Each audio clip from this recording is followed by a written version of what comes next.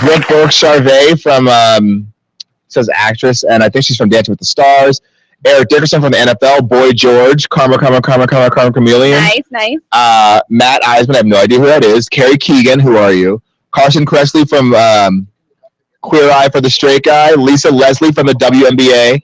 John Lovitz, who hosted, oh my God, The Critic, one of the greatest cartoons ever. Vince Neil from Motley Crue. Snooki. Kyle Richard from The Real Housewives of Beverly Hills. Portia Williams from The Real Housewives of Atlanta. Ricky Williams, a former NFL player, and Carney Wilson. These people. Maybe I'm just too uninvolved or too young to know. Well, you know what? I was watching. I was reading something this morning. They said the Celebrity Apprentice is either a show that you do when you're on your way up or like on the way down. I don't see Tyra Banks on there. I could have sworn she was gonna. She's not a contestant. She's like Have you ever watched Celebrity Apprentice? Yeah, like a co-star. Yeah, she's like, it's like her and Jessica Alba and other people. They're the advisors. Oh, nice. Yeah. Jessica Alba. That's a big star name to be on there. Well, Jessica Alba, I don't know if you guys know. If you guys on Periscope or Meerkat know what I'm talking about, help me out. But Jessica Alba has a company called Honest. Mm-hmm. I think they focus on like organic and natural baby food. Yeah. But it's like, it's valued at somewhere near like $1 billion. Yeah, she also has Alba, which has like hair products, lip balm, soaps. Yeah, all of that. She's definitely made a name for herself outside of like the movie scene. You guys, this is really important because it can show you that with the right amount of exposure. Mm-hmm. And this is no offense to Jessica Alba because she's really, really pretty. But like, name 5 Jessica Alba movies. Like, name 5. Cool Tom on Meerkat. Tell me 5 Jessica Alba movies right now. Exactly. And she's been around since Never Been Kissed, which was like 97. Yeah. Dark Angel. I was in like high school. And now she's the founder of a $1 billion company. I mean, but like Jessica Simpson, though, look at her. She's a $1 billion like business owner. She's dumb as bricks. She thought, chicken came from the sea. Is this chicken or is this tuna? Exactly. Like, and look at her. She has her own clothing line, baby clothes, shoes, and it's a $1 billion business. So it's really cool. So to all our viewers, we say this: 1, never give up on your dream. Never give up. Get behind something that you can stand behind and like fully support and are like, I don't know, super passionate about, because you can take something like, I think in the Jessica Alba story is really cool. I remember reading about this. She had her first daughter, and I guess she put her in like a regular diaper. Oh, wow. And the baby got like a diaper rash. And she was like, why is she getting this diaper rash? Like, I want something that doesn't have whatever these chemicals are. My baby has super sensitive skin. And from that, she started this and from there, this company. And now look at her. That's crazy. That's crazy. So, Meerkat and Periscope users, who would you guys want to win in a Celebrity Apprentice? I don't really care who wins, to be completely honest with you. I'm just more so interested to see how Snooki does, because that girl... She's a doesn't have too much going on in between her ears. I don't think any of them really do, but and you know what? I think there's something to be said for being like savvy. I don't know that I think you're right. I don't think that she's like traditionally intelligent. And let us know if you guys think there's a difference between, my argument is there's a difference between traditional intelligence and savviness. Because remember, I think the cast of Jersey Shore did what the cast of Friends did back in the day, which was they collectively bargained. They got together as a group and were like, you have all of us or none of us, which is awesome. Oh, it's coming behind you. Which is awesome. So that's how those kids on oh my goodness, Jersey Shore made so much money. And that's why they're doing really well, because think about it. When's the last time you heard of Ronnie or Sammy or any of them? But they're all some like, not famous thing going on. Yeah, I mean, outside of, I think you hear of Snooki or Pauly or JWoww maybe, but like the rest of them, I think if you like wipe it this way, it comes behind. Yeah, because now it's on there. So yeah, that's Celebrity Apprentice. That the Republican frontrunner Donald Trump is not going to be hosting this year. Let's actually see how he is doing in the polls. Live news feed of Iowa caucus. And if you guys have any news to report to us, we can stream this bad boy. We can stream this from NPR, because National Public Radio will literally never let you down. We're going to get this for you guys in a second. And you know who else never let you down? The Twitter sphere. So true. Those. Give me a stream. And if you have a stream, put it in the feed on DINtv.com. Here we go. Oh, shut up. Just let me. So Ted Cruz is still winning by 29.9%. Donald Trump in a close second, 26.8%. I wonder who's going to take it tonight. Hoping not Donald Trump. I'm so tired of him winning in life. For those of you, right? With a small $1 million loan. For those of you who are wondering how everyone else is doing outside of your front runners, as expected, Marco Rubio is in third place with 18.9% of the vote. Mm-hmm. Retired neurosurgeon Ben Carson is 9.8% of the vote. And let's discuss Ben Carson for a minute. Because again, we talked about intelligence versus savviness. Ben Carson, neurosurgeon, probably a genius in some fields and in some walks of life. Yeah. But hasn't said the most intelligent things on the campaign trail. Again, there's a very real difference between book smarts and street smarts. So it's, I think there are people like us who work really hard and do okay, and then you have like Snooki. Yeah, very true. I mean, he's a very intelligent man. Obviously, for him to be doing what he does, he has to have some kind of sense in there. But always when he answers a question, I feel like it's very surface level. Yeah. And he says things that doesn't really get him in trouble, but he plays it very safe. Yeah. I don't think that is a good representation of what a president should be. So I don't know. I don't know really how I feel about him. But 9.8% of all the other ones? I think other people don't either. Yeah. Only 10% of people are really checking for him. Yeah. It's interesting you say that he says he plays very safe because in what I've been reading, and let us know what you guys think about Donald Trump and what I've been reading about him, everyone says that the reason he's doing so well is because he says what everyone else is thinking. He doesn't play to the rules of political correctness. And I think that we're living in a time where people are very, very sensitive to words and very particular and careful with what they say, which is fine. But like, we've gotten a little bit oversensitive, a little hypersensitive. So it's just, people say that Donald Trump's demeanor is refreshing. I don't know how you feel about that. I think he does say a lot of what people wish to say, but really can't.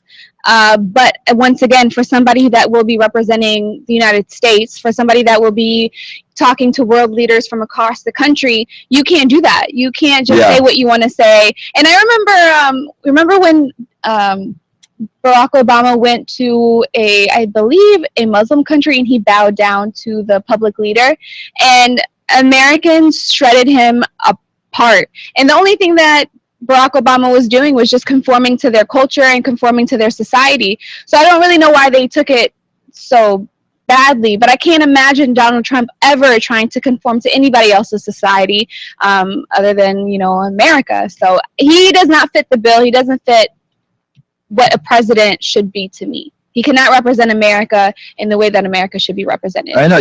When you go to a certain country, it's not about you got to adhere to their morals and their customs.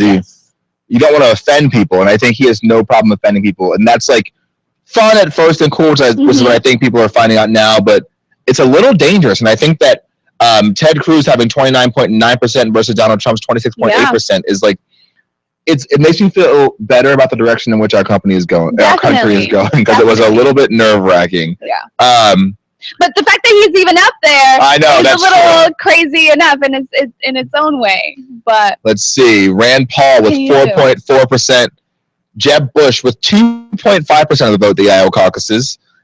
Mike Huckabee with 1.8%. Carly Fiorina with 1.7%. John Kasich with 1.6%. Chris Christie with 1.3%. Rick Santorum with 1.1%. And Jim Gilmore with a solid 0.0 and 2 votes. That's 2 out of 2. Yikes. So like we said, Jeb Bush, Chris Christie, and I want to say Ben Carson are all not actively campaigning in Iowa now. They're calling it a wash and trying to take it to the next step, which is New Hampshire. We're going to soon have the results for you guys of the Democratic results as well, but we know that it's pretty much going to be a tie-up between Senator Clinton, Secretary Clinton, and Senator Sanders. but let us know what you guys think. Yes, people in Meerkat and Periscope, come speak with us. We want to see and hear what you think about the tight, close running political whatever. Ted Cruz and Donald Trump. Who's going to take it? Who's going to take it home? And for the record, you guys, I just have to say this because I like politics. You don't have to pay a ton of attention. You don't have to know everything about these candidates, but pay enough attention where you know what's going on, because these decisions affect everybody. Here's the deal. My mom, I think my parents were talking, they made a really cool point, which I think we should share with everyone. The reality is, no matter who our president is, like, people like us, our lives aren't really going to change. That's like true. We're good, but there are people in this country whose lives will change dramatically depending on the political shift, and who is president. Like, we'll still find work. We'll still do well, but there are people who don't have access to like money for education, or need government assistance or healthcare like that, or could have an accident. It could be Donald Trump could get rid of the Affordable Care Act. A person without healthcare could get hit by a bus, have catastrophic injuries, and be liable for all of that money. And be in debt for the remainder of their life. That's financially devastating. So you have to consider that, like, we're going to be fine, but your lives some of your lives could change. Be sure to pay attention to this, to vote, and just to know what's going on, because it really does directly affect you. That's really important. Can you go back to the podcast? How do I do that? Like, go to menu, share. Okay. But where's just put the link. Just copy and paste it. Have you copy and pasted anything so far? Yeah. So you have to find the link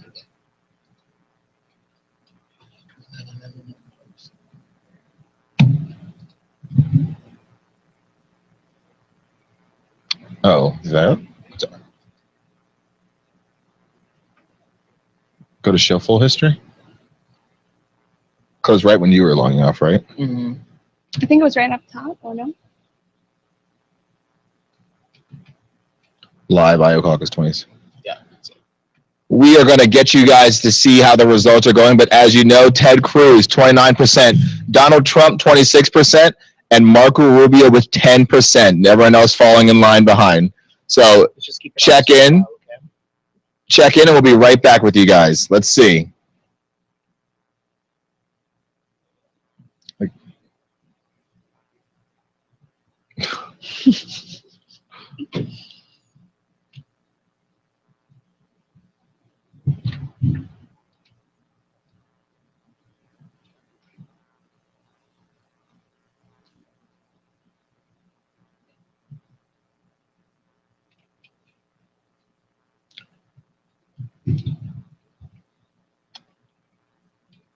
Are you signed in as Kevin? Because your name's not on.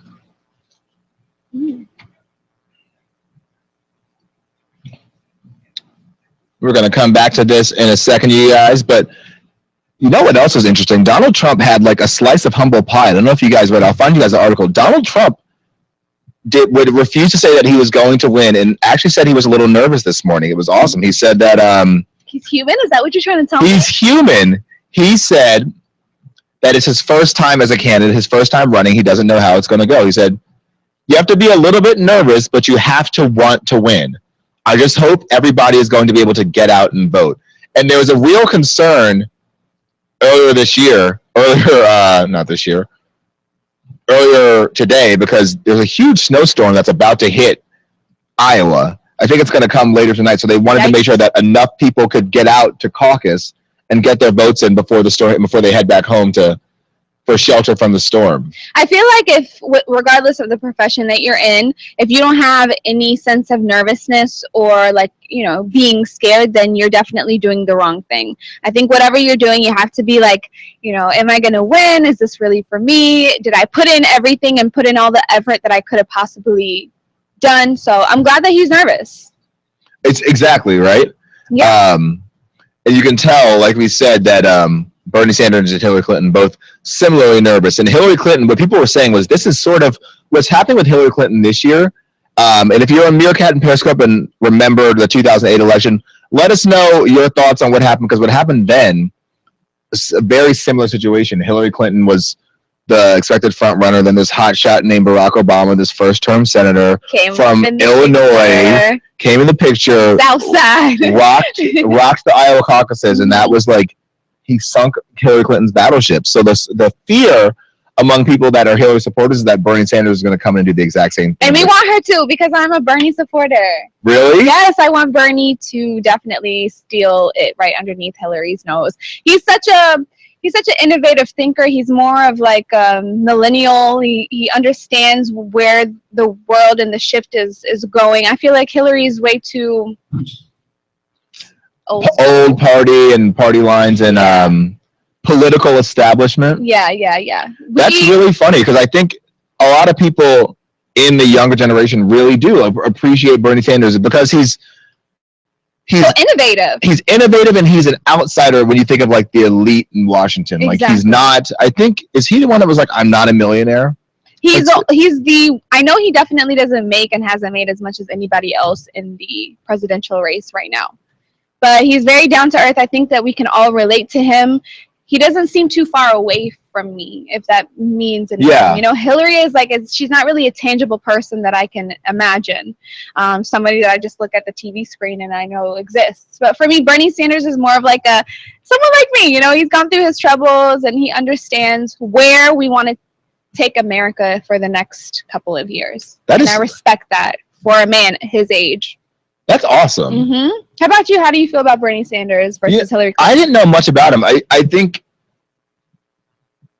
I'm with you in that I think Hillary Clinton is like establishment, and like she does seem untouchable. And I don't know if that's, I think it's kind of tough for her because I don't know that it's her fault. Like you think about it, she's untouchable because when she came into like our consciousness, she was already first lady. True. So like, I'm from DC, and I was like, never had a chance to like I never would have a chance to like interface with her, because she was the first lady already. She's already untouchable.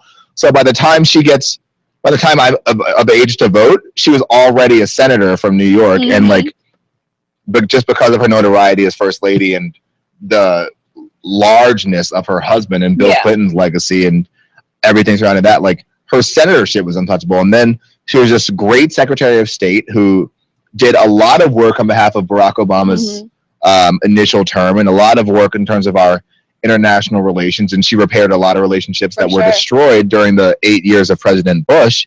So you're right, she's on this mantle, and she's always been sort of like the trophy and not like the blue ribbon. Whereas like Bernie Sanders is like, you're right, he's like us. Hillary is more of like, to me, a back scenes type of person. You know, she can handle the mess behind the curtain. I don't know. That's just how I feel about her. Let us know what you guys think. Who you would.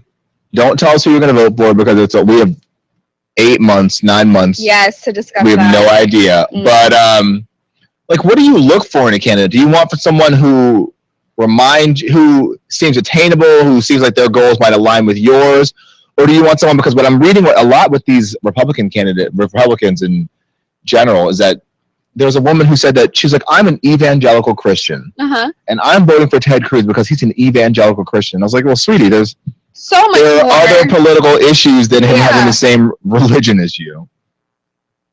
But far agreed. That is what she wanted. So let's check in with the polls and the Iowa caucus, and we will be back in 10 seconds, and then we'll switch it up for a little bit and talk about something fun. Yes, let's do it.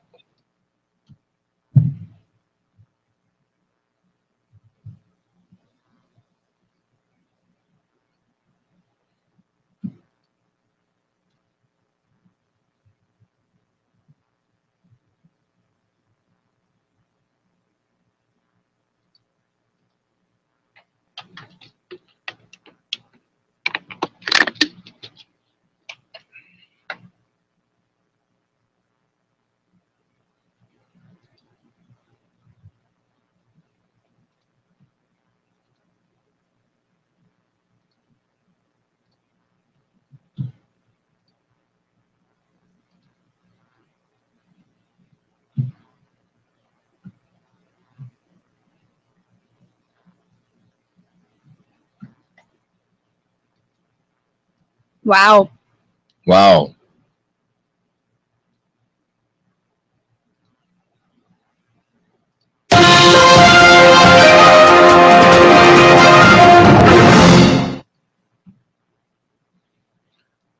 If you're just joining us on Periscope and Meerkat or on Blab, welcome. We're on DINtv.com and talking about the Iowa caucuses. And they just made a point. We were watching a live stream, and one of the newscasters talked about the electability of candidates and that people believe that Marco Rubio has the highest rate of electability. So that's really interesting because you have these front runners, Ted Cruz and Donald Trump, who, while they're doing well in tonight's caucus, are actually pretty polarizing. Donald Trump, because he's a political outsider, he says what he wants. Yep. And he has been known to offend in the past.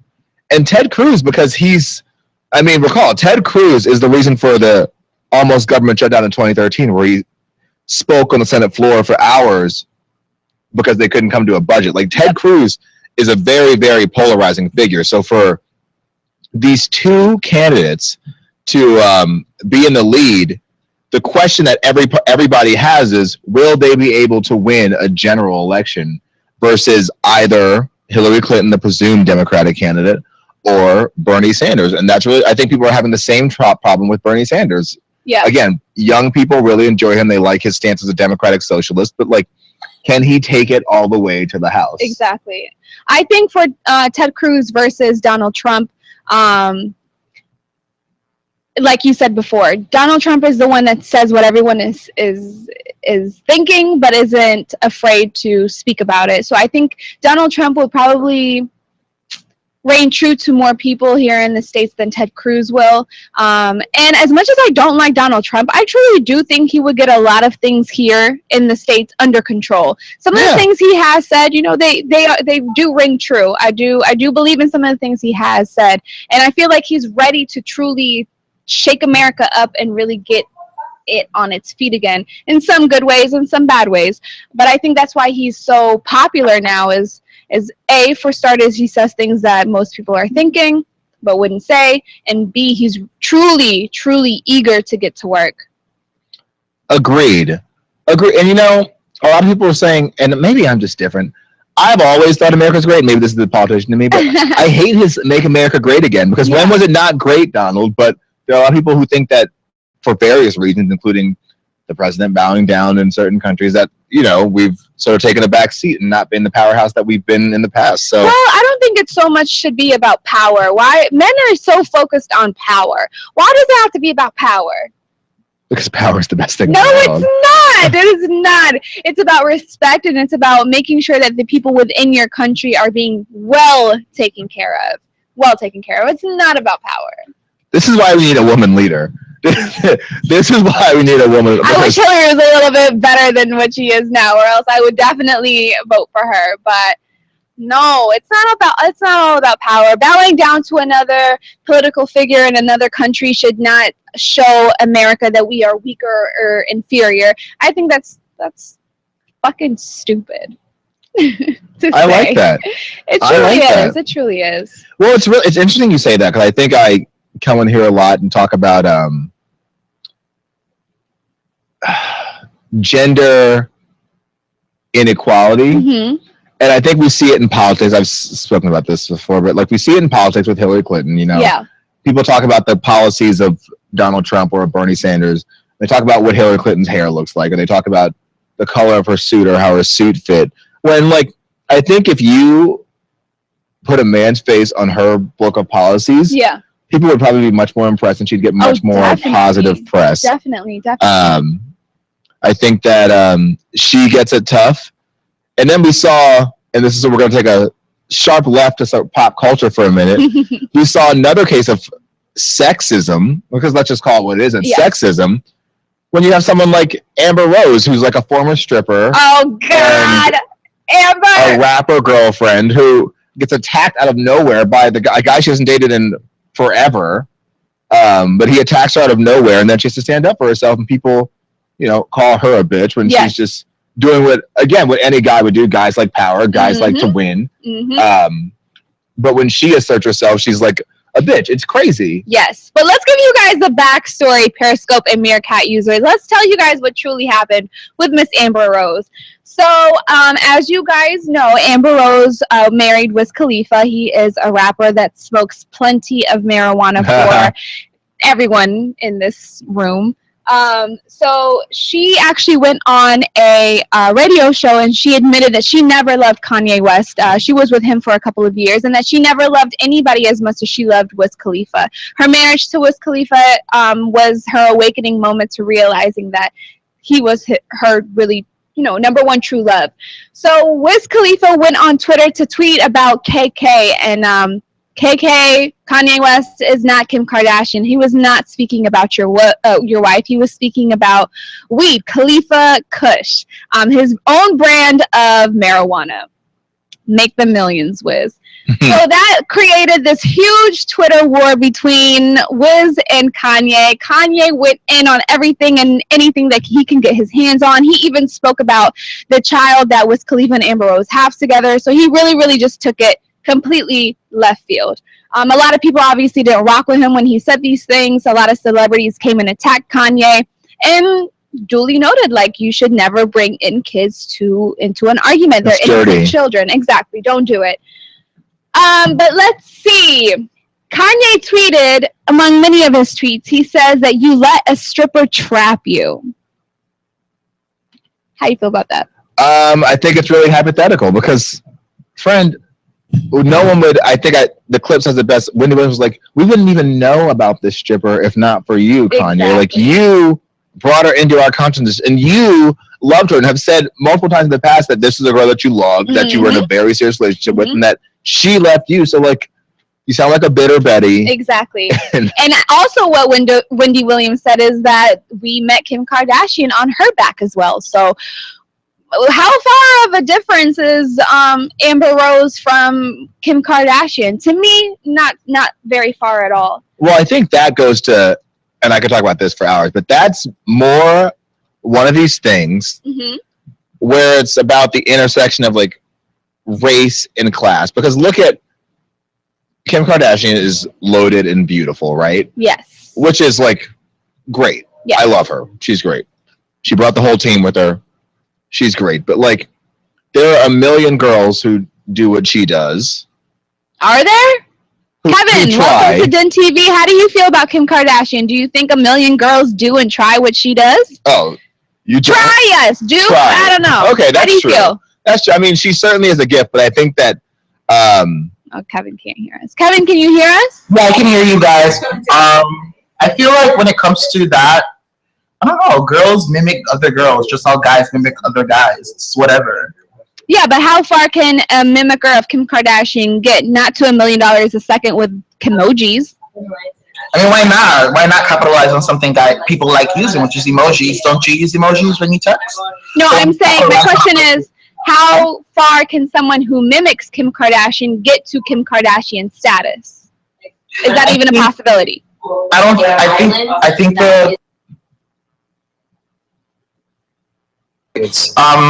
the thing is, I feel like with Kim, she had, like, her own journey, so it's specific to her. So I don't think anybody could copy that type of journey.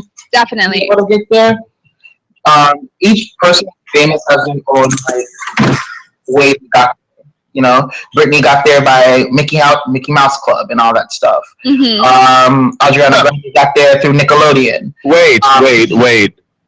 If you're just joining us, I hope you guys see this. We're talking about females mimicking each other, and one of our viewers, Kevin, is talking about Britney working hard as a child on the Mickey Mouse Club, Ariana Grande working hard on Nickelodeon, versus Hillary Clinton working hard, going to law school, marrying a politician, being a very smart woman in her own right, and how they get to power. And then we're talking about how Kim Kardashian got to power. And I love Kim. I love them all. But her way was a little bit different. A little dirty. It doesn't take away her power, her, like, achievements. Like, it's not easy starting an app. Like, it's not easy, like, getting all the mechanics and getting the people together. It's not easy carrying, like, clothing lines for Macy and all these people, and, like, protecting your image and making sure that your image is portrayed the way you want it to because you're so publicized by people. That's a lot of work. That's not something as easy as just like any regular person, you know. She has, like, an empire that she's handling. So it wouldn't diminish the fact that about her, like, maybe the way I feel like people are mad at her for, like, new, like, old generation type of thinking. Like, how is she making so much money on a freaking phone or, like, on an emoji when we live in a time now where you can make money from that. You can make money from being a social media star. You can make I think the thing with that is, and I've always, I think this goes back to how I felt in 2008 when Barack Obama was running for president. And it seems like a far off shot. Follow me, we'll get there.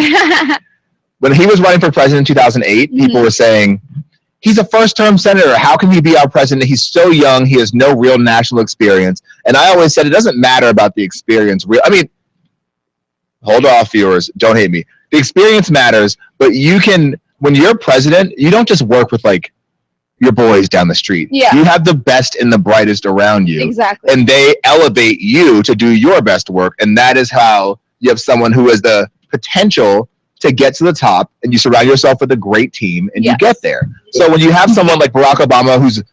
Hold on one second, Peter. I'm sorry to cut you off. Sorry. If you could stream the live stream while you're talking and just mute it, just so it's there so we know who gets elected or whatever, but you guys can keep talking about the Kim thing. Okay? Well, we're gonna go back to that, but it's the same thing, really. I think, I think, especially in our sort of media savvy times, we tend to, I don't really know how to mute it. We tend to, this thing? Or, oh, no. I don't know. I think I don't want to mute our viewers though. We want to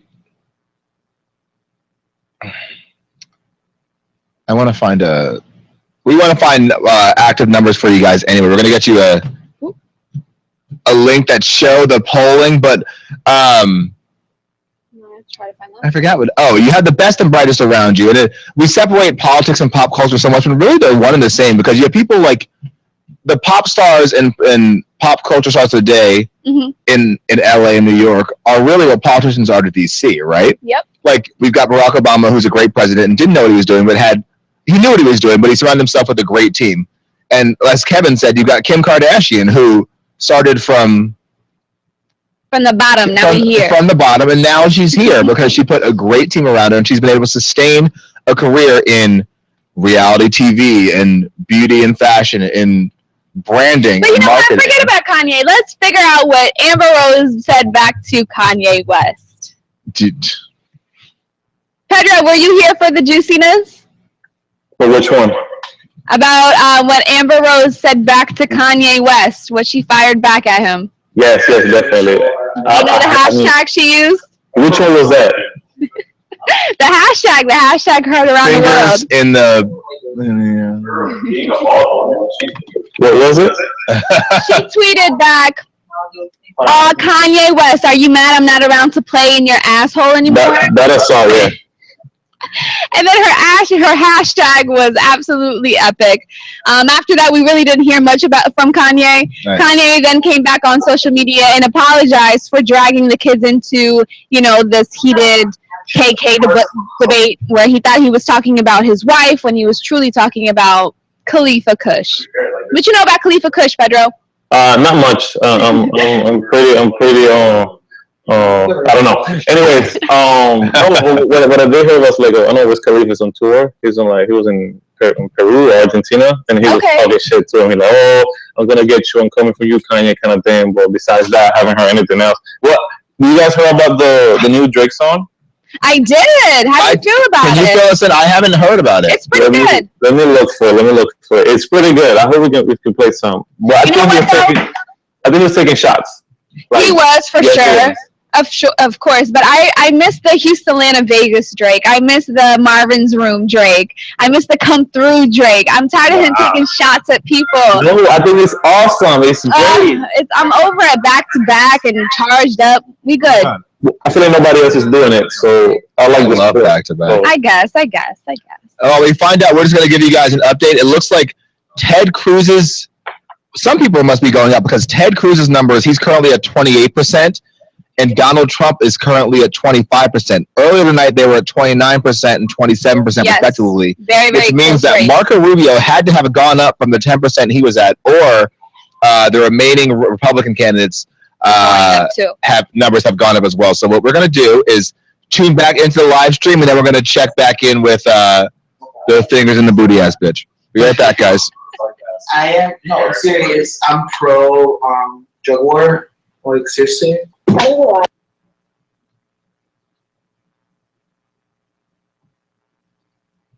you playing? Did you clear the media? I just can't tell if it's like playing. This is like the stream, but oh my god, you guys! When did technology get so hard? When do I act like I've never seen a computer before? Hey, it happens. There we go. So we're gonna check in live, but maybe Marco Rubio is catching up, you guys. This could be 75. If you're just joining us, we're talking mainly about the Iowa caucuses, but then we're also going into pop culture and feminism, two very important things. Yes. But Megyn Kelly of Fox just tweeted that 75% of the votes have been tabulated on the GOP side, and Ted Cruz remains in the lead. America has some sense, people. This is exactly. Trump is not gonna lead victorious in this. This is restoring everyone's faith. Yes, in the American people. Pedro has let you guys know who he is. I like it. I like it a lot. Pedro, what do you think about these? Can you hear us? Probably not. I don't know what's going on today. I think we're probably on mute. But let's see what's going on Meerkat. Have we gotten anything on Meerkat? What do you guys think about this Iowa caucus business? Is actually fascinating to me. I know it's not to a lot of you, but it's, again, oh, Chorizo. Hey, Chorizo and Meerkat, welcome back. Chorizo's like one of our loyalists. I really appreciate when he joins us. Nice. Chorizo, we want to see your face. Please come chat with us on DINtv.com. Log on and come chat with us. I may have messed up that. Maybe a girl. I don't remember. Chorizo, let us know your gender, because I have completely forgotten. And that reminds me. Apologize. What is it? What's that little thing with the swirls and it's cinnamony? It's a stick. A churro. Churro. That's what I want right now. They're so good. Yes, they are. Okay, this live stream is like frozen, so we're going to get you guys up to date information. And you know where we get the most information from our streaming sites. So let's check in with the Twitter, because the Twitter, let me tell you, those kids never lie. Oh, record numbers for the Iowa caucus tonight. That is awesome. That means that people are politically engaged and very, very concerned and interested in what, well, that is great, with what happens tonight. So there we go. It's coming.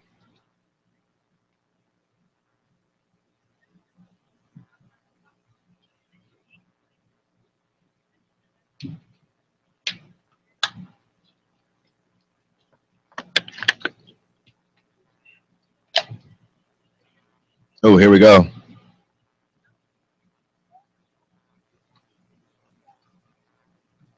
If you're just joining us, This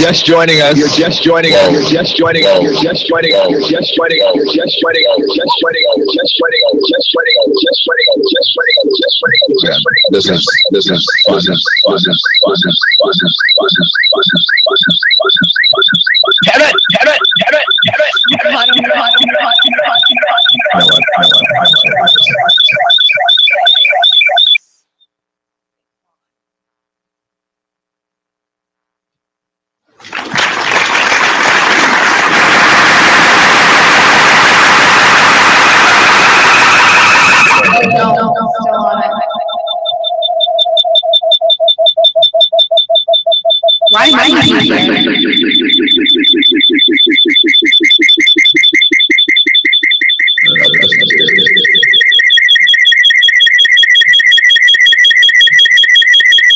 We don't got our producer, you guys.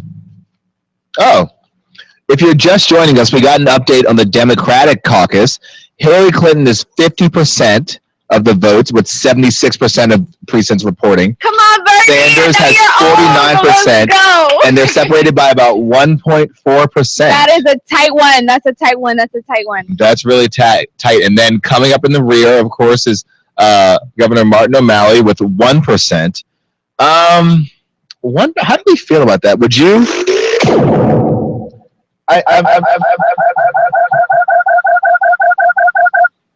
I'm interested to see what the politicians who have 1% of the vote will do. What a Gilmore or a Senator Santorum or Governor Christie or Governor Huckabee or Governor Bush or Senator Paul will do with these 1%, 2%, 3%, and 4% numbers? How will they, if at all, bounce back from these numbers, especially with Martin O'Malley when you have, the Republican field is so wide that we've got people here. If you add up, Cruz is 28%, Trump is 25%, and Rubio is up to 22%. That's amazing. He was at 10 this morning. Yeah. So we're looking at, that's like 75%. But if you add up these people on the bottom, Carson, Paul, Bush, Kasich, Fiorina, Huckabee, Christie, Santorum, and Gilmore, that's another 25%. So with Rubio at 22% right now, he's in third place. But if he gets even 20%, here we go. Something crazy happened. You didn't hear the echoing? If you were just joining us, breaking news out of the Iowa caucuses, Governor Martin O'Malley, who just was tallied in with 1% of the Democratic vote, has decided to suspend his campaign. So it really is a race between Secretary of State Hillary Clinton and Senator Bernie Sanders, who are at 50% and 49% respectively. So this is really big news. Yeah, so if you're an O'Malley fan, like, sorry, pour some out for your home, but this is so funny. We have two people in studio. Our producer is another Bernie fan. Because he knows what's up. Because he's with the times. That's a very interesting point. Who would you vote for then?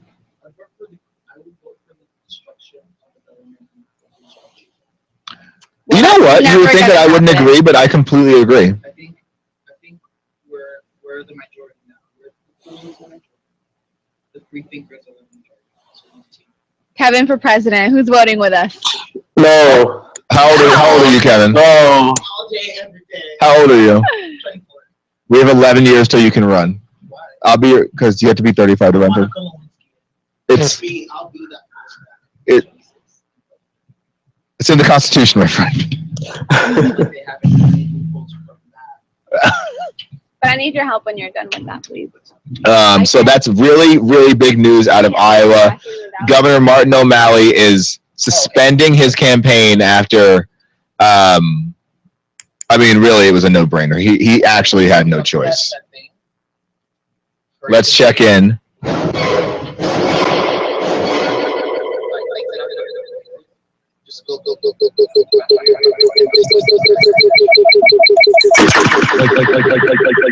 Why does it do this? You're good. It's because your hour's up, that's why. I'm sorry? Your hour's up. Oh. So just keep going. He'll control it.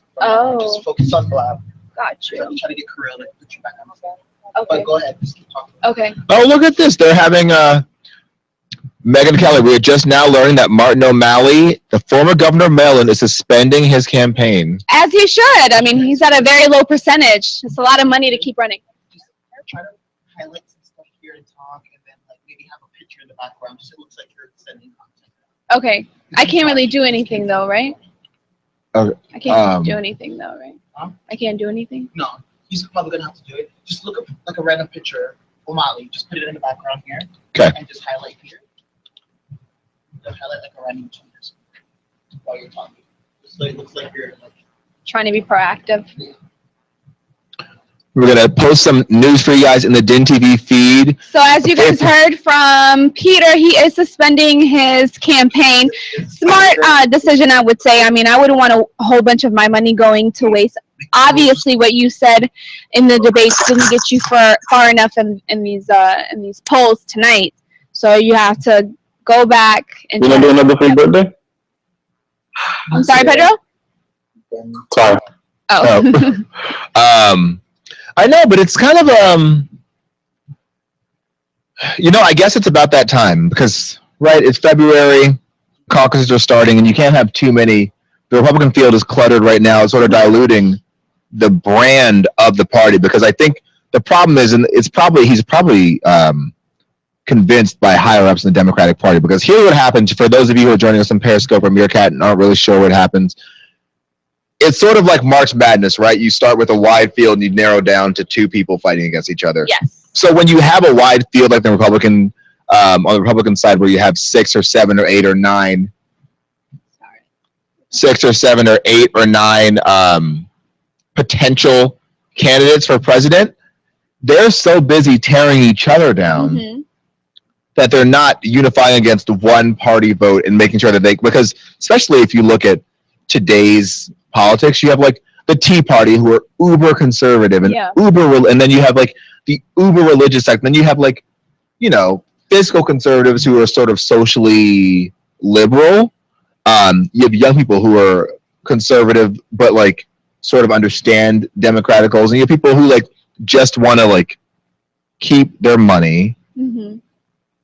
So they're Republican for that reason. So you want to sort of unify as many of those people as possible. Yeah. And when you have too many people in infighting, they're breaking each other's numbers down. That's what happened, they say, in 2000 with, if you guys remember, Al Gore, George W. Bush, and I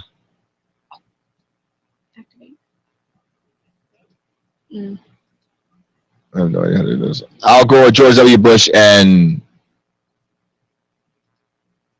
sorry, guys, we were having technical difficulties. We're trying to activate a user here. We see you guys trying to get on DINtv.com. We truly appreciate it. If you're on Periscope or Meerkat, please log on to DINtv.com and come speak with us. We'd love to hear from you, see your face, and see who you guys are typing behind your screens. Come speak with us. Exactly.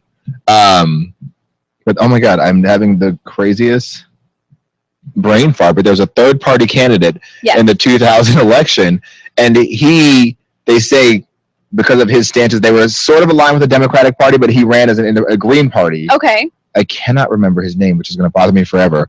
But because of that, he split the Democratic vote. So a lot of those votes that could have gone to Al Gore went to this third guy, Ralph Nader. Jesus, thank you. There we go. You got it. Ralph Nader. And because the vote was split, George W. Bush won. Wow. So it's smart for Martin O'Malley because now we just have to narrow it down between Secretary Clinton and Senator Sanders, and then we can all unify against one party. They can campaign against the Republican candidate. Pete Holt says, "You really believe they were even in with any chance? This is so funny. Obama is laughing. If she was a news writer, what is it saying?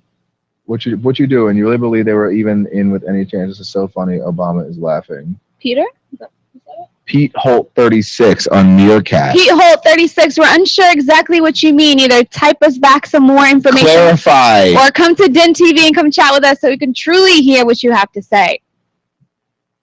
But Martin O'Malley is definitely suspending his race for right now. Hopefully to, refocus, come up with a better game plan, and either come back swinging or call it that for this year. Yep, we are putting some info for that in the feed for you guys, and then we're gonna stream live and see what is going on in Iowa. So once again, Trump is leading in second currently.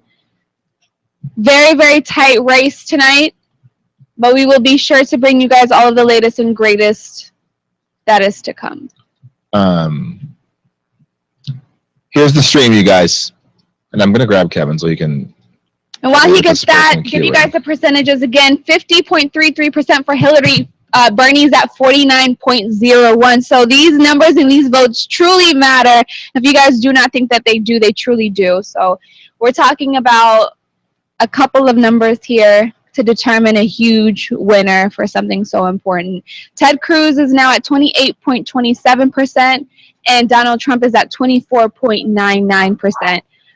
The margins were barely this big when we first started off tonight at 9 p.m. But as you can see now, Ted Cruz is taking a huge lead in the Republican caucus tonight in Iowa. 28.7, 24.99 for Donald Trump.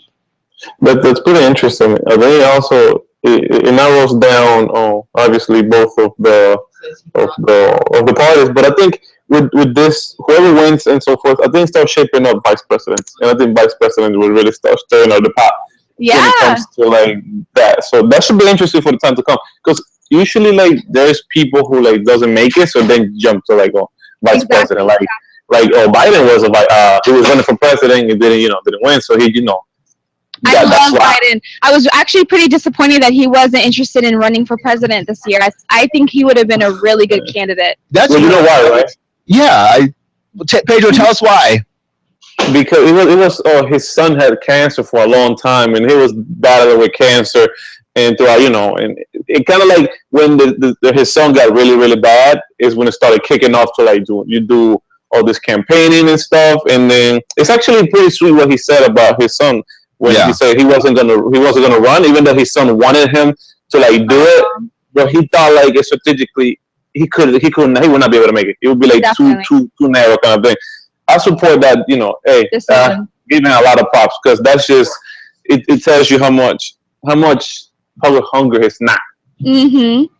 And he also spoke about Barack Obama aiding him financially with his son's fight for cancer. So I thought that was really cool to know that they not only work together, but they also have a family type of relationship where they can, help in times of crises. So yeah, that's good to know. And I definitely agree with it. I think it takes a special politician because, again, we talked about this earlier. All these people want power, right? At the end of the day. So I think it takes a special politician, especially someone who's been in Washington politics for so long, who said, I could run for president because if Joe Biden entered this ring, I think it would be a wrap. Yeah. To be completely honest, but he was like, I'm not mentally or emotionally ready to put forth the effort to run for president because we have to remember it's a grueling process. It's a long-term process, and then even if you win, you have 4 to 8 years of being beaten up and bothered every day with the smallest to the largest problems. You're the most powerful person in the world of the most powerful nation in the world, but it's a hard job. So I really respect Vice President Biden saying that he couldn't do it and that he wanted to give 100%. If he can't do it, it's not worth his time. And I'm sure he would he would regret it pretty harshly if he ran and his son were to pass away. So big ups to that. That's a tough decision to make. Really tough. So I'm checking now, apparently Sanders catching up to Clinton. That's interesting. Yeah, they were separated by 1.4% about 20 minutes ago. We are going to let's tune in live to see if there are any updates on the numbers. But there was last 50 to 49%, and Martin O'Malley had dropped out with his 1%, which means the people that voted for his 1% may all shift to Sanders, and he could pull out a 51 to 49 vote against Secretary Clinton.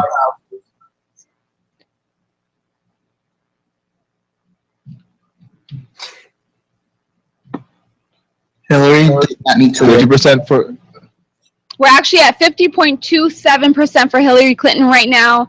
Bernie Sanders is at a close 49.1%. This is great. You see Rubio on 23% and Trump 24%. Wow, that's incredible. Doesn't it restore your faith in this country? Yeah. Because you guys, you don't understand how important this is. Ted Cruz was at 29% earlier tonight. Donald Trump was at 27%, and Marco Rubio was at 10% an hour ago. We just updated the numbers. They're on our screen for you on DINtv.com. And Ted Cruz is now at 28%. Yep. Donald Trump is 24%, and Marco Rubio is 22%, almost 23%. So, this country, we're much better off than you initially thought. You don't have to worry. And we may not have to call Donald.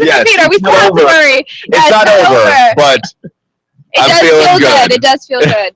Bad. Why is Hillary on top? She needs to go away. Hey, it's not done yet, Kevin. Yeah. Uh-oh. She had a bigger lead and she's blowing it. Yeah, I know. Definitely, she's blowing somebody to be in the lead right now. Kevin. See, sexism. There it is. You would never say that about a male candidate. They're sexist thinking that was a sexist comment. It was. We caught your shade. For career advancement. So you're the one being sexist. We caught your shade. We saw the shade, boo. You caught it. This is how do I say it? I have such a good saying that I use when people say shade. Fuck. What? Wow. You're being told to shut up, boo. Global. Wait. This is what? There you go. This is planetary shiftment, shade, where I'm just moving the planets, honey. This is just not regular palm tree shade. Did you just astrology me? Girl. I think it stars. You call it like what's it when an eclipse, right? Yeah. When the sun shades the moon. Shade. Yeah, exactly. That's what. Oh, you guys, I'm sorry. We need to hear this idiot. He was quite interested in doing, but he said we were too strong. He said you have to He sounds like the guy from Family Guy, the Richland guy who's like the pedo. Who? The pedo guy on Family Guy. Undermine those things. America. The one that's like will collapse from within. But we're in the process of collapsing from within. That like whispers. If we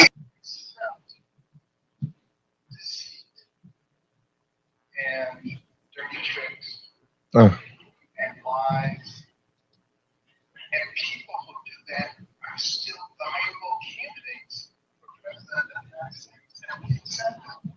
That's the problem. If you're just joining us on DINtv.com, neurosurgeon Ben Carson is giving a terrible speech in Iowa and being a hater because he is number like. That was complete shade. That's bigger shade than Kevin's trying to throw right now. But like, how are you going to hate from the outside when you can't get in? Like, dear Ben Carson, like, you're not going to win. You had a moment in time and it's passed because we all figured you out. Exactly. That's not a good way to go out. Sorry, we can't hear you, Kevin. You guys are I feel like our wireless is having a moment. Because mine is not loading. Can you guys hear me now? Yes. Yeah. Okay. But my page is still reloading. The wireless is going. But is it taking a while for you to reload? Yeah. Yeah. Are you guys still broadcasting on the TV? Yes. Okay. All right. So, how do you guys feel about if Hillary makes it through to the end, like makes it to the top two? I mean, I think ladies first, actually. What'd you say? Well, I mean, I wouldn't be disappointed. I like a lot of the things that she's saying. She has great credibility. She's a great world leader. She's a great world resolver. She has built her credibility. I'm sorry? Just flippity flops. Flippity flops. She can talk to 1 minute she's with same-sex marriage. 1 minute she isn't. 1 minute she's with. Well, that's different.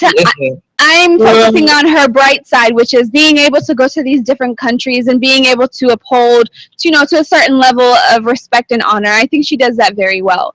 I love the way that she speaks. I love the way that she articulates. I like the way that she carries herself. I think she is a great representation of America, especially to these other countries that may or may not really like us or think of us. She's a really good representation of America. She is. Its core, be it that we are run by corporate America and that whatever things that we have here are backed by corporate America. So she is definitely the representation of America. Yes. So shady. Well, despite her corporate backing, I mean, unfortunately, I think in this political arena, until we change the political landscape and deal with issues surrounding campaign finance, those problems are always going to be there.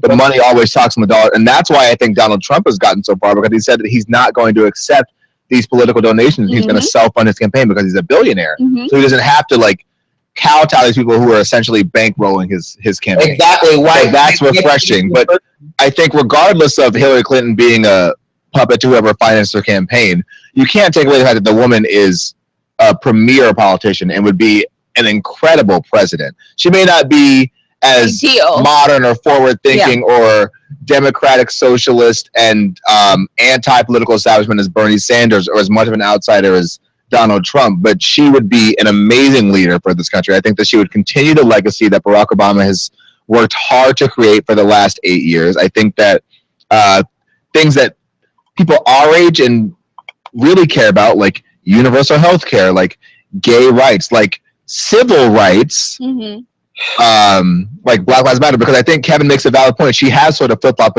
but when she's done flip-flopping, she lands on the right side of every issue, because I'm pretty sure Hillary Clinton said all lives matter once, which I was ready to give her the deuces because I hate all lives matter. Because they do, but it's not the point right now. Exactly. And I'm not arguing about it. So she'd be a great leader. Yes. But she needs to stop trying to learn how to dab and shit. That is also true. How to whip and nay. That's exactly what Peter said. She just flips and flops to the right side, but she's flipping on that money. Wherever that money is falling, she's like a modern day stripper. She on that stripper game, like flip flop.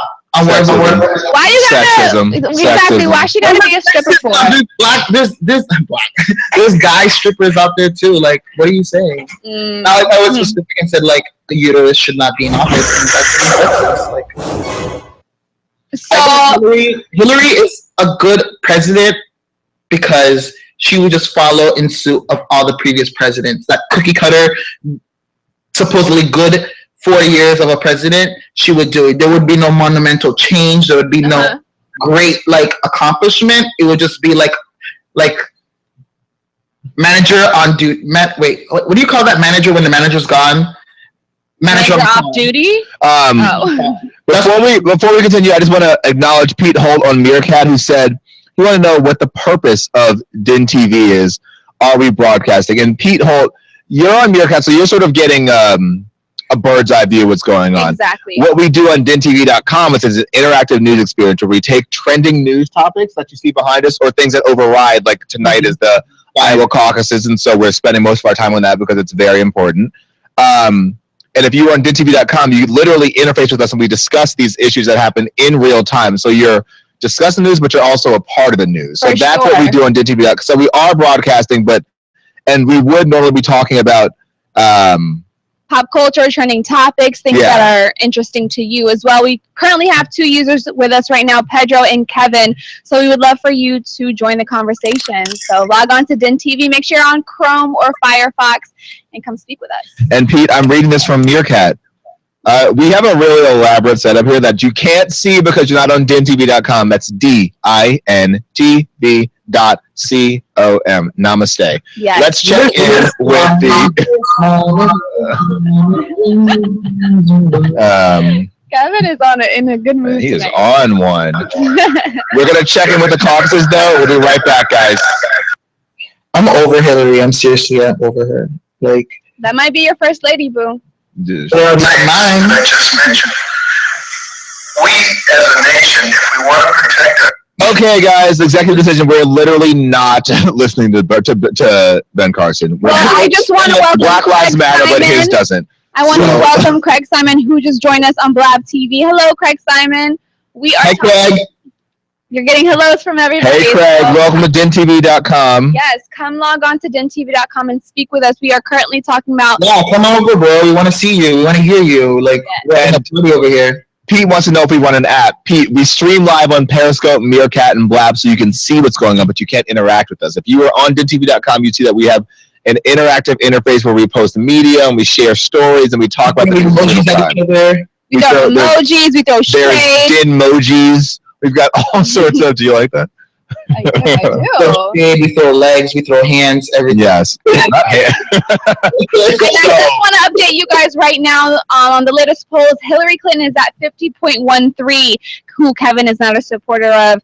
Bernie Sanders is at a very close second. He's at 49.18%. So come on, Bernie. He's pulling it slowly but surely. Grandpa Bernie. Yeah. Grandpa Bernie. Ted Cruz is at 27.72% and Donald Trump is at 24.42%. So like I was saying earlier, when me and Peter first started at 9 p.m., they were literally neck and neck. Ugh. So we're seeing Ted Cruz taking a nice, strong first place, Donald Trump leading at a nice second, and Mark Rubio at a strong third with 22.96%. You guys, I saw a meme today that I think is fascinating. I don't necessarily agree with it, but I want to share it because it made me heartily chuckle. It was a picture of George W. I hope I saved it in my stream, but who knows? I'm the worst. And all I do is save memes and screen caps because I'm the worst. It was a picture of George W. Bush before and after, on the first day and the last day of his presidency, that showed how quickly he had aged because the job is so taxing on you.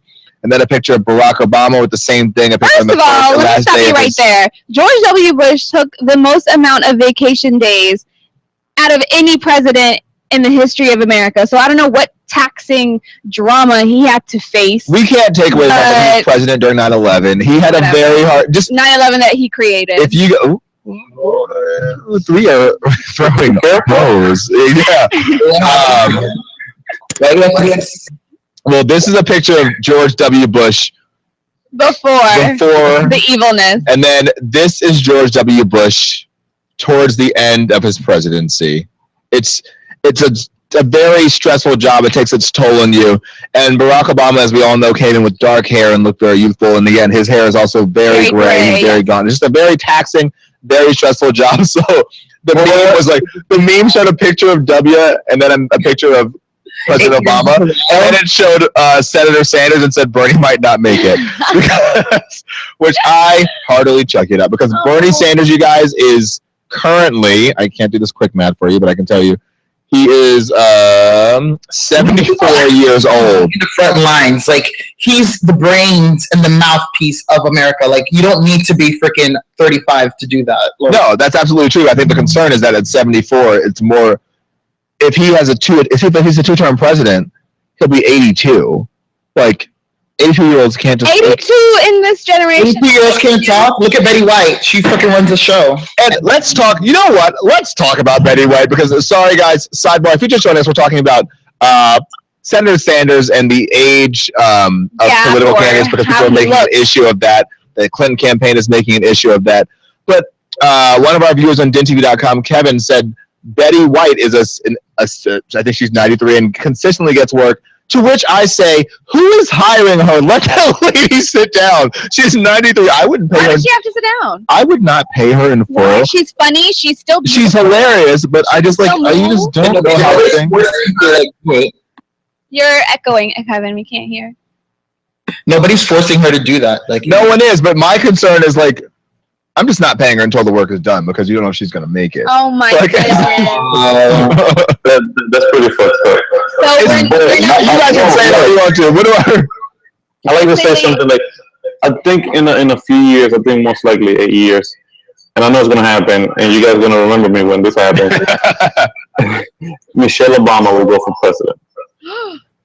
And that will rock the nation. If you're watching us on Periscope or Meerkat or on Blab, this is why you need to be on DINtv.com. One of our viewers, Pedro, just made a prediction that we're going to say out loud on Monday, February 1st at 10:31 p.m.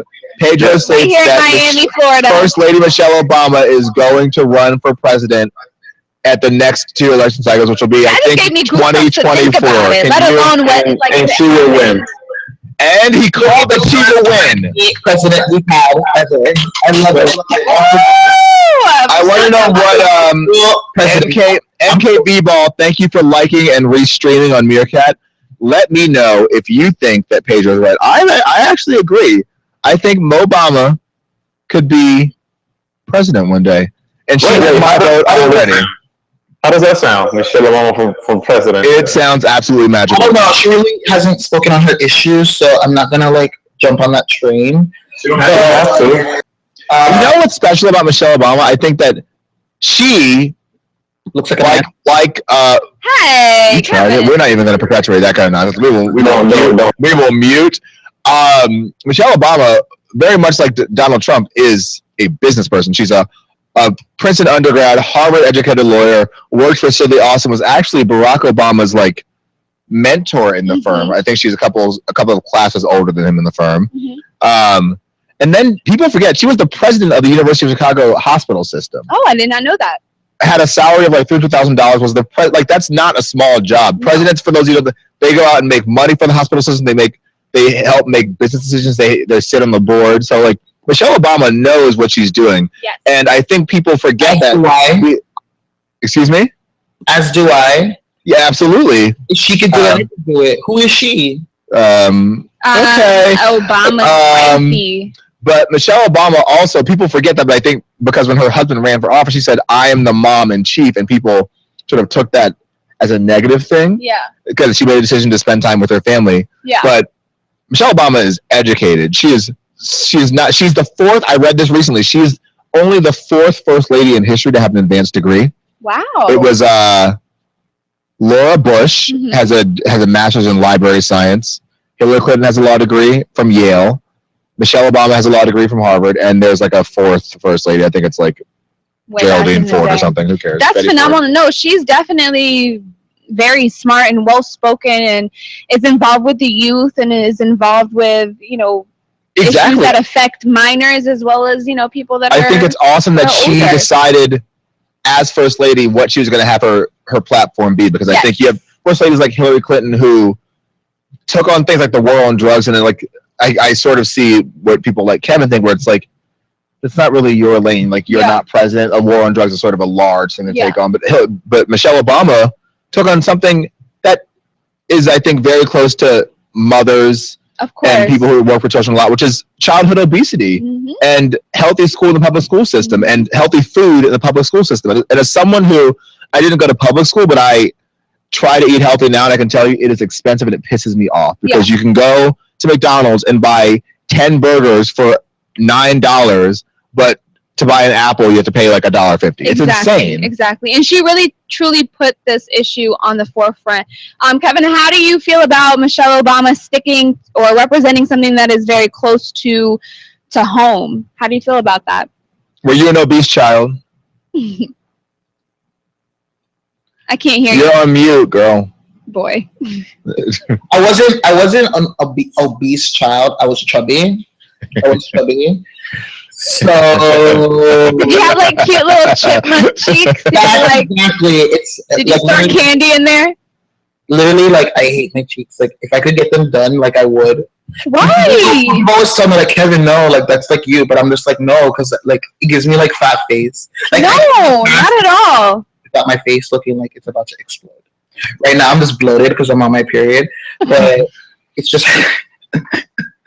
Well, if not for Michelle Obama, we wouldn't have this gym. We're gonna check this out. Will Hillary Clinton like get like a week off if she's on her period? Like, is that something she can do?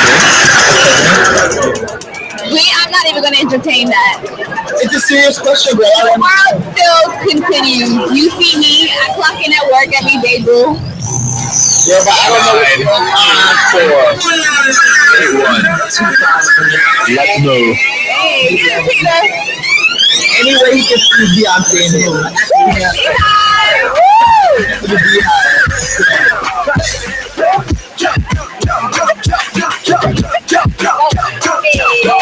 It was so cute. Run, put your knees up in the sky, cause we just begun. They're doing high knees. My little feet is out together. Jump to the right, to the left, let's move.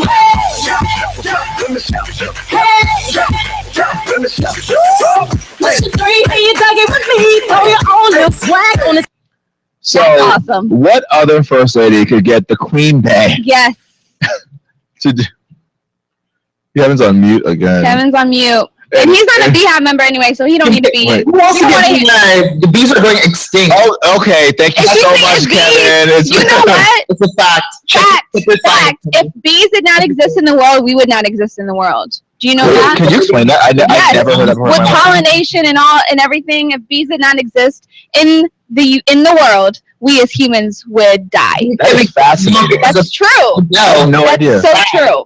Mad. Beyonce's mad because you mad. Kevin, we will literally mute you. We don't stand for Beyonce's standard, not in these parts. Anyway, we talking about. I think it's official. I think Cruz won Iowa. Oh. We're gonna tune in for you guys, but the word is that Ted Cruz has won the Iowa caucuses for the Republican Party. This, no matter where you stand on the issue. So Hillary Clinton is at 49.96%. Bernie Sanders, hear this, Kevin, is at 49.38%. Is he going up or down? He's going up. He's going up. So this is super tight here. Well, Pete Hole on Meerkat had a question that I think Kevin will appreciate. He said, what can Hillary do? Do you think she'll have an affair like her husband did? Now, that would be funny. That'd be great. I have opinions on that. Maybe a lesbian one. That'd be more. Top. I'm not touching that one. She's a top for sure. She's definitely the butch in the relationship. Oh, for sure. She does not reap any feminist qualities at all. I'm not touching that. Come on, touch it just a little. We know you're not gonna touch that. I wouldn't touch that with a pole. Literally. I don't think that Hillary Clinton will have an affair. I think that she's about her business. I think that it's a little unfair to bring up her husband's affair. It has nothing to do with her potential campaign and presidency. I mean, I think it has a lot to do with it. She stuck by her man that was obviously a failure to the nation, and she stuck by him, and she. You're real. You really feel. Let's keep it real. How many women would truly stay with a man that cheated in front of the world? Beyonce. Good. Another update. Exactly, Peter. What you gotta say? Nothing. I'm just not going to do this with you. I'm just not doing it.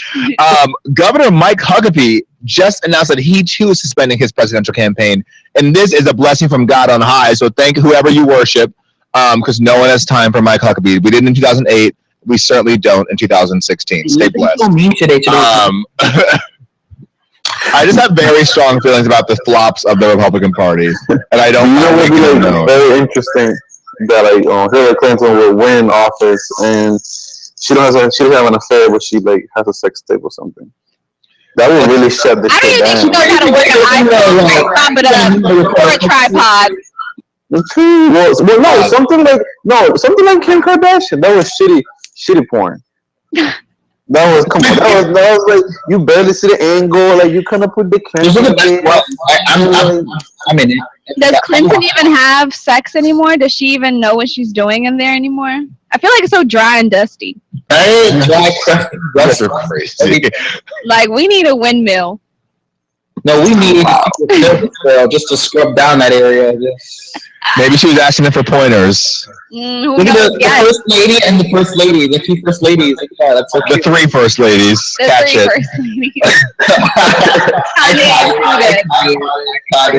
Fingers in the booty ass bitch. Wow. If you are on Blab, come join us on DINtv. We are talking about everything from Donald Trump to Hillary Clinton to fingers in the booty. So come stay with us. So he played Kim Kardashian's sex tape at his concert, like in the background. Who? Yeah, Who did it? Wiz Khalifa. He played Kim K's sex tape during his concert in the back.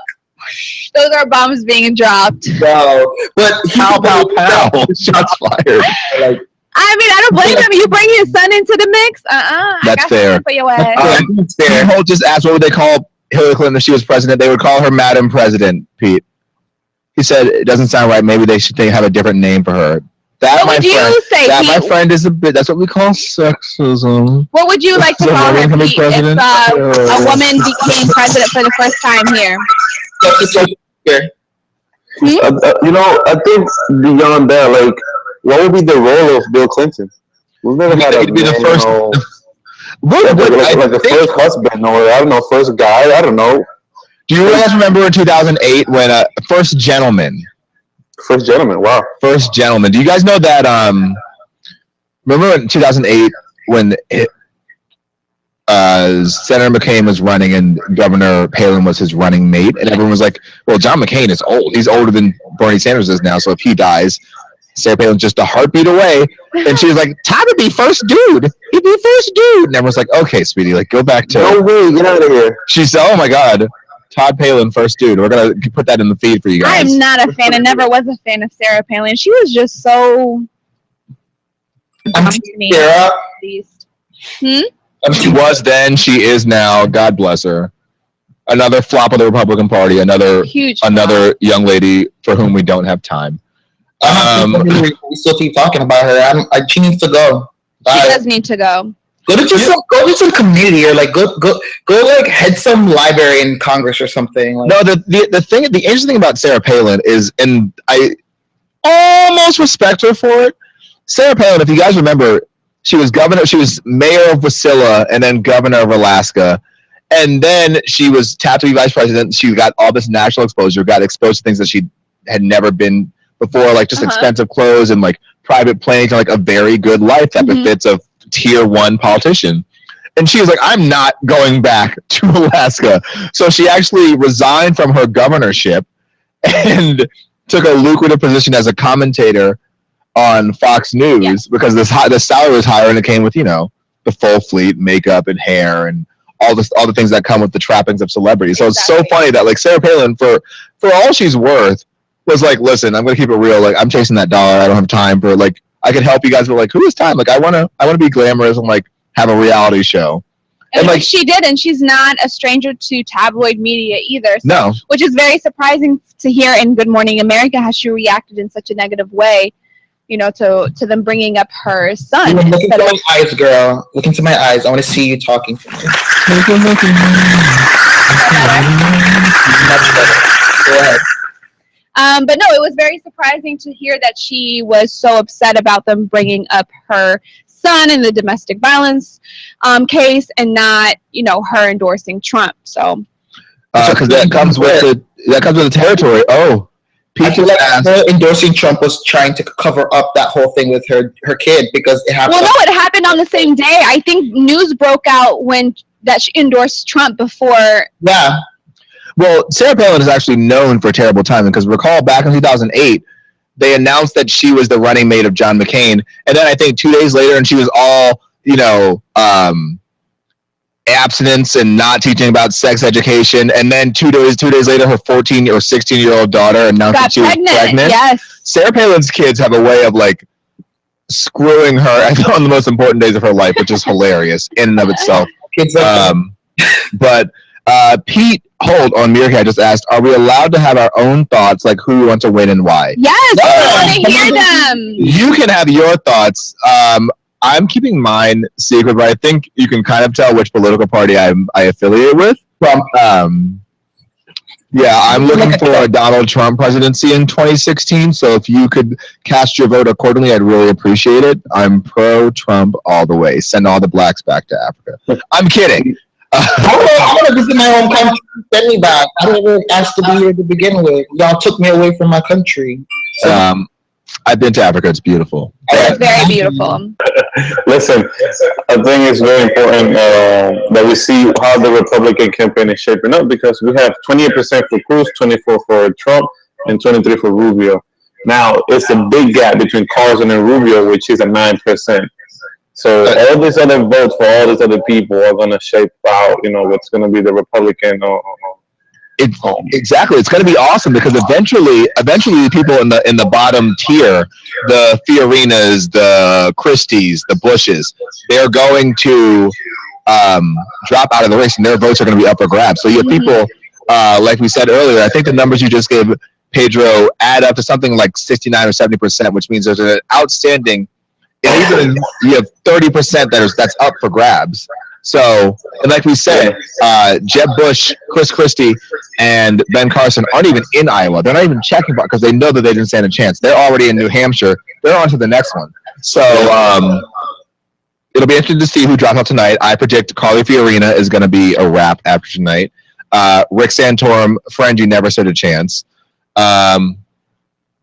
So once they're out, they're 0.9% and 1% are up for grabs. And that 1% for someone like Marco Rubio, if he's at 22 and Marco Rubio's at 22.95 and Donald Trump's at 24.38, if Carly Fiorina and Jeb Bush drop out tomorrow and he gets their 2%, he's beating Trump. And then he's number 2, and then he has to just defeat Ted Cruz. And Ted Cruz is so unlikable that Marco Rubio has like a real shot. So this is a really, really cool time to be watching politics. Let's check in. Marco Rubio is making some comments, so let's check in. We'll be right back with you guys.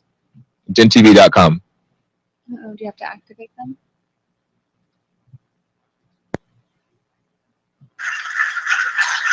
I think Leonardo DiCaprio is going to win the Oscar. We will never forget you. We will see you soon again. And your answer, we will see you in the morning. Thank you. He's cute. Oh, I've never seen someone so excited to be third place. You better earn that bronze. I mean, at least he took it with pride and didn't, swing shots at somebody else. I actually want him to win. I hope he wins, and I'll tell you why. The general election or the Republican candidates? No, the whole thing. Really? And I'll tell you why. Because he's the only politician that throws shade to the communism that's happening in Cuba and in Venezuela. That does affect me close, that's why, I hope it kind of like not eliminates, but really, bad or that. Which I think nobody else has even said anything about it. That's just my personal opinion. Interesting. So because of that main, I guess, common ground that you guys have, that's the only reason you would vote for him or would wish him? Well, I feel like that should be common reason for everybody. If you have this one particular issue that you wanted to get addressed, absolutely, one candidate is doing that, then there it is. You don't really, you have to be kind of selfish in that regard, because you got to look for yourself also. As much as, everybody still love everybody, but what kind of benefit you, if you have the opportunity to benefit yourself a little better by voting or by voicing your opinion, do it. That's how I see it. If you're just joining us on Periscope, on Meerkat or Blab, one of our DINtv.com viewers, Pedro, said that he aligns most with Senator Marco Rubio because he speaks to the issues that he finds important with regard to, Cuba and Venezuela? Communism. And communism, and that he aligns with them because they align on that point. And he said sometimes you have to be selfish, which I think is a great point. You have to be selfish and choose. I think it's incumbent upon people, especially in our generation, who don't necessarily know much about politics. I think it'd be cool if a paper like the New York Times or the Washington Post, or like we could do it at DINtv.com.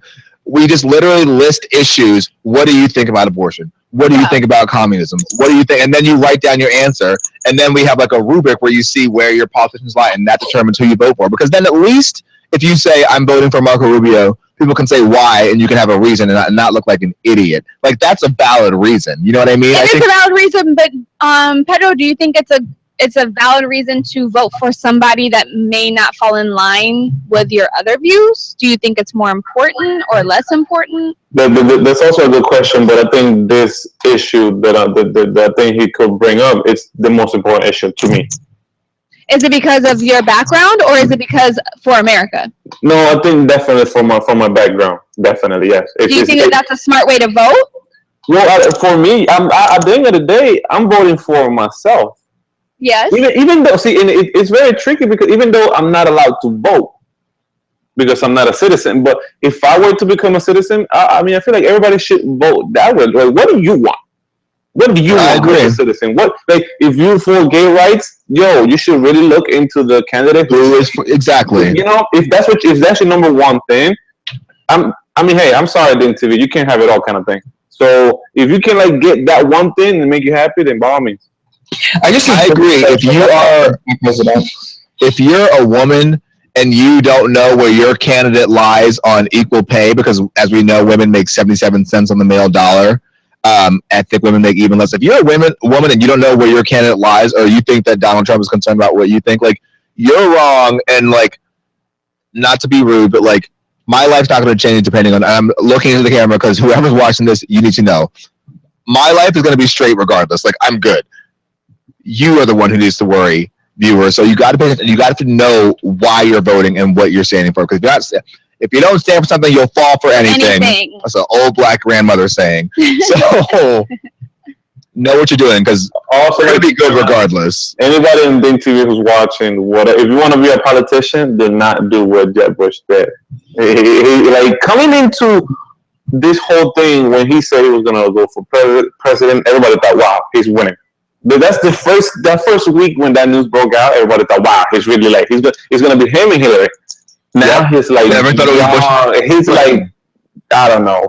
He's beyond gone at this point. It's insane how quickly that happened. I mean, the fact that he's not even in Iowa tonight speaks volumes about how he feels about his chances, and it's reflected in the polls. We can check him, but last I checked, Jeb Bush had about 4% of the vote, and that's like, can you check on the full Republican results? Yeah. Just so we can update you guys accordingly. And I think they're 50-50 on the Democrat.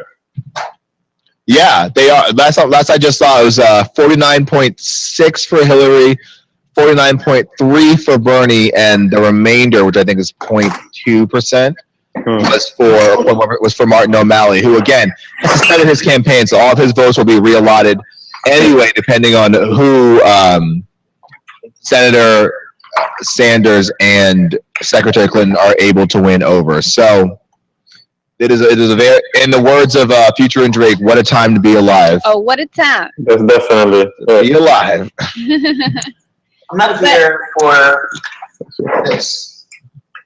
For what a time to be alive. Dancing diamonds. Grab a bag. Go and grab a plastic bag. And just to give you guys an update on Periscope and Meerkat, and also people here on Blab, Hillary Clinton is at 49.8%. Bernie Sanders is at a close 49.56%. Peter, could you try to activate DJ Vega's? Yeah. Is he there? Oh, DJ Vega. All right. Okay. All right. Welcome. You was calling from. What's up? Why does he have a number? Welcome. We are discussing. Huh? Go ahead. We are discussing the Iowa caucus results.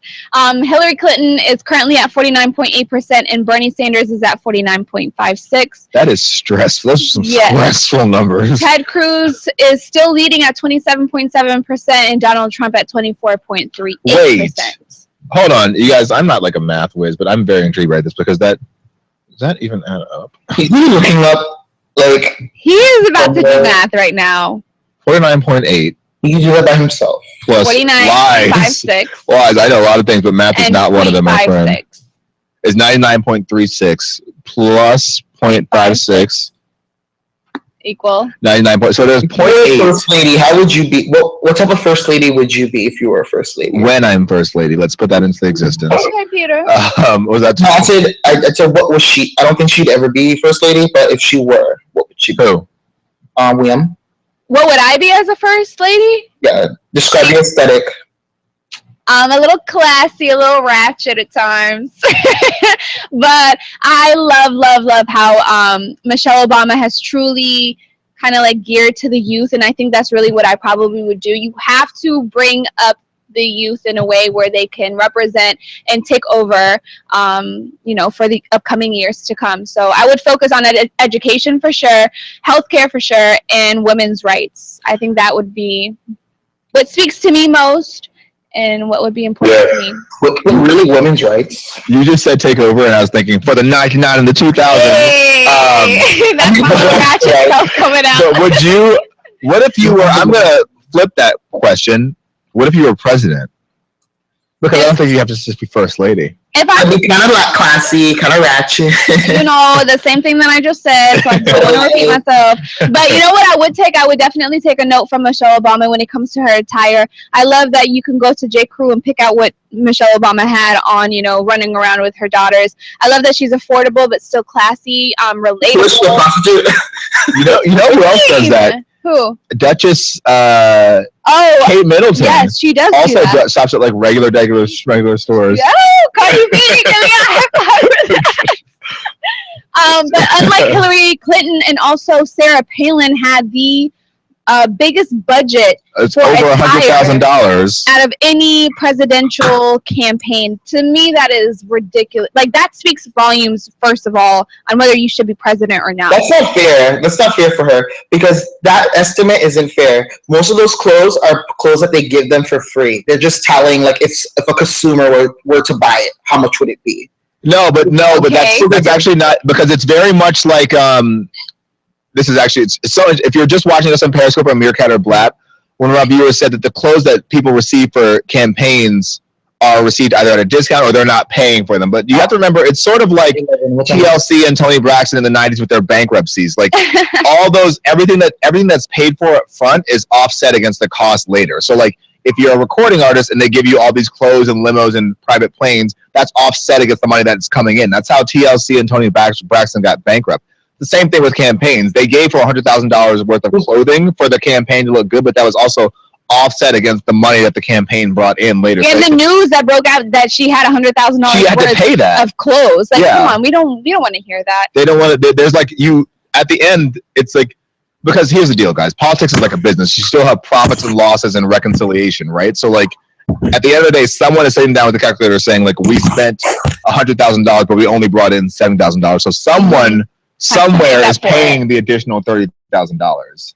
So Very interesting point, but it is at the end of the day, it's all about business, and we are a capitalist I think society. it'd make a really good like white office child. Like I feel like I'd be like Malaya. Like everybody just would want to know what's happening with Kevin and how Kevin's growing up in the White House. Like how did this become about Kevin? I like that he brought it back. like literally, like I would have like a Tumblr inside the White House and be like that insider and just like spill all the secrets that my dad. But Michelle Obama had a very tight grip on their daughters in the White House. At a frat party the other day. I did see that with her little red Solo cup. What's the cup? Their oldest daughter. No, she didn't. Yeah. Migos shirt. She took a picture with a Migos shirt. Oh, I didn't. No, she didn't. Yes, and it was like it went viral online because it was like part of her like private. No, they don't understand like how like people got that picture. That's crazy. DJ Vega, how do you feel about Sarah Palin having over $100,000 clothes budget for when she was running for president? I don't know, to be honest. I find it like really weird how they even have like, stuff like that. What do you mean, stuff like You're that? asking somebody who doesn't have any clothes about a clothes budget. Well, that should just go to show Vega, that he would not stand How with old Sarah are you? Palin. This is going to be your first election, right? Are you going to be able to vote in November? Are you going to be 18? This is my second Oh, nice. Oh, how old are you? 19. So it's your first presidential election. Yeah. How are you feeling? If you haven't heard, Ted Cruz is projected to win the Iowa caucuses tonight, and Hillary Clinton is going to win by Well, we don't know. by a hair. We She's don't up by know. a hair. Don't rule out So- Bernie. How do you feel about that? Donald Trump, unfortunately, is in number 2 right now, but he's also losing that grip. What do you think about that? I wonder who did that, but you know. Pedro, why you throwing tomatoes out here? That's so fucked up. You didn't even say anything, guys. Welcome our guest. No, Exactly. that's cool. That's cool because Kevin, you know. No, not me. Oh, finally, the din is appropriate to what we're talking about. Results. Thank you. Anywho, to give you guys an update on the latest and greatest, 49.84% is what Hillary is claiming right now. Bernie Sanders is at a close 49.53%. Ted Cruz, obviously, is probably who's going to be taking this home tonight, is at 27.75%. Donald Trump at 24.38%. People at Meerkat and Periscope, please come speak to us on DINtv.com. We'd love to hear from you. Also, tell us how you guys feel about possibly Hillary taking this home tonight, or a close second. Bernie's truly creeping up there, just like I want to his keep an age. eye on this. The fact that this is so close is phenomenal. It's pretty awesome. I don't even pay attention to it, to be honest. You should definitely pay attention You to should this. absolutely pay attention to Vega. this. This is Aren't very you going to important. college next year? No, I'm in the service.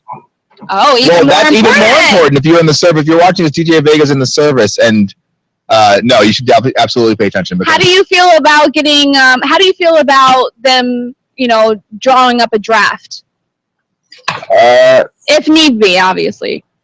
If they do the draft, I feel like it's really not going to help. Okay. But at the same time, it is. I mean, the deal is, friend, they do the draft. In theory, I mean, once you turn 18, Eddie. Yeah, once you're 18, you have to like submit. I'm hitting activate that. Every male who turns 18 knows that once you is it for girls too? I don't recall the Girls, yes, service, but not as much. I don't think it's like you don't have to. You can't get drafted as a female. Yeah, but at 18, you definitely can go to service. Well, you fill out the selective service paper once you turn 18, and that means for 10 years, if a draft were to be instated, you have to enroll in the draft, and there's a possibility that you will be drafted and to fight for our country. No thanks. I don't want to be a pawn. Exactly. Well, I just aged out of it, so I'm no longer in their prime demographic. I'm 29, so I'm. Oh my God, Peter, you're 29. I know. That's such a scary age. Like, I'm so scared. I turned 30 in May. I'd be so scared. I would be too. But I placed out of the draft, so it's really important because I mean, my birthday soon. God willing, nothing happens again that would sort of. Kevin, your birthday's today? Yeah, February 1st. I literally start Black History Month. I'm kind of a big deal. Today's your birthday? Yeah. No, it's not. Yes, it is. No, it's Happy birthday, Kevin! Thank you. How old are you? 24. Remember, because in 11 years, you can run for president. I didn't know. I'm gonna give you a big hug later. I love birthdays. Oh, Birthdays more are than like that, super. girl. Oh, okay. Hello. Okay. I got some Hennessy at the crib. Yeah. And some apple juice. What's up? My birthday water. There we go. There we go.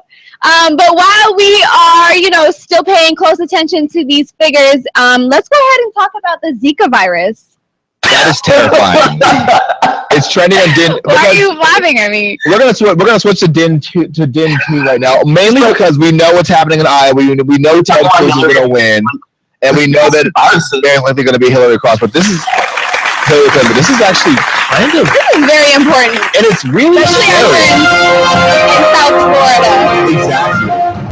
Exactly. Just as we switched topics. Excuse me. What time are they deciding this thing? I don't know. Because it's supposed to, the broadcast ends at 11. But I think, well, I don't know. Are the polls I can't imagine we have too much longer. Is Iowa? What happens? I think Iowa is in Central Standard Time. I don't know if they're Eastern Standard. An hour behind, right? Yeah. But the polls close. Let's see when the polls close. I think they close at 11 p.m. Iowa time, so they likely have another hour, if I'm correct. With that being said, I can't imagine that there's too much that can change. Oh, historically, Iowa results start to come in somewhere between midnight to 1 a.m. Eastern Standard Time, and they are an hour behind us. This isn't like election day, guys. We're like tomorrow's show. We'll have it. We spent most of our time on this, and then so maybe we'll leave you guys with that, and then come back.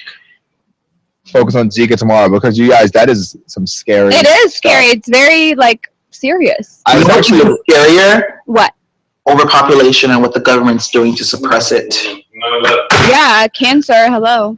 Cancer, Zika virus. Hello. Thanks guys so much for tuning into DINtv. I feel like whenever Kevin says off the wall stuff like that, I love it. I always go, thanks so much for tuning into DINtv.com. You're on with William and Peter, and we are gonna sign out for tonight. Congratulations to Senator Ted Cruz, former Secretary of State Hillary Clinton, Senator Sanders, Donald Trump, and Senator Rubio. And Governor O'Malley, thank you so much for your services. Thank you for your services. Periscope and Meerkat viewers and watchers, we truly do appreciate you. Hopefully the next time you guys see our faces, we are able to see yours as well. Ooh. Don't forget to log on to DINtv.com. We want to hear from you. Blab, thank you guys so much for listening to what we have to talk about all day. We truly appreciate you guys. Bye, guys. Have a good night. Bye. The one that you sign or whatever. Oh, the contract. Yeah. Oh, let me text him about it. Here. I'm going to text him. You already sent it? I got it on my email, yeah. Okay, you're fine. I want to win. You can sign it electronically if you want. And just email it. Broadcast. I go to I'm like, how do I win? He's like, win what? All right, thank you. Thank you. We vibe pretty well.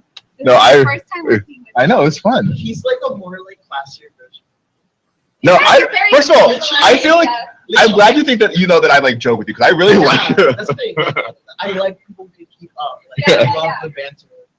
Throw shade at me, we throw it at each other, and laugh about it. That's how I got to have no sense of I take myself out of those instances. Well, hopefully Carl will be happier about this today. Yeah, I was supposed to stay talking to you guys, but then I was just like, I need to go. I've been here for 12 hours.